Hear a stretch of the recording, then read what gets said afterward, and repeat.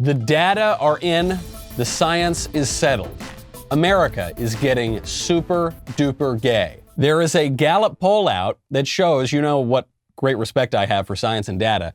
Gallup poll comes out and shows that America is getting extremely gay. Specifically, that's not specific enough.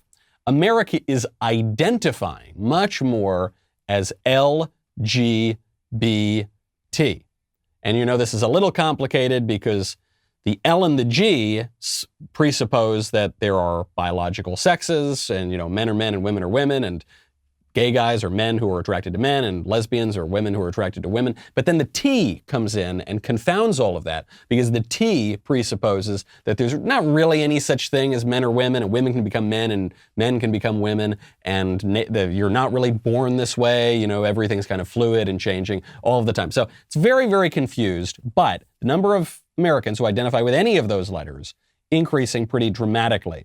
The traditional percentage of Americans who identify this way, it's about 2%, maybe goes up to 3%. By 2017, that number rose to 4.5%, so it rose pretty significantly. And then in just the last 4 years, that number's risen again very significantly to 5.6%, so it's getting quicker and quicker. But the more curious number is when you drill down into the generations, because for Americans born before 1965, the number of LGBT identifying Americans is around 2%, a little bit less than 2%. When you get to millennials, that number jumps to about 9.1%. That is pretty high. Then when you get to Gen Z, that number jumps extremely high. That jumps to 15.9% of Americans. I have to believe that there is some biological basis for sexual desire. You know, there's this kind of debate, are you born this way, or does culture do it? You know, I don't think that you just sort of freely choose your sexual desires. So I don't think, for instance, that Liberace was ever going to end up married to a woman. That just does not seem very likely to me. However, I don't think that 16% of Zoomers just so happen to be born this way, right? With all these sort of ever-expanding alphabet identities. If the numbers were increasing that dramatically, I would have to assume there's something in the water.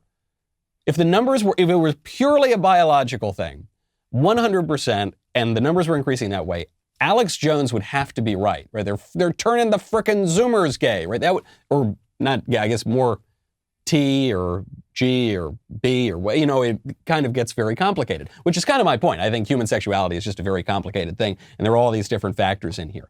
But surely, politics and culture plays some role in this as well. I did a book club episode not that long ago with Spencer Clavin, and we were discussing Plato's Symposium. And Plato's Symposium is very strange for modern readers to read because it's basically a big gay dinner party.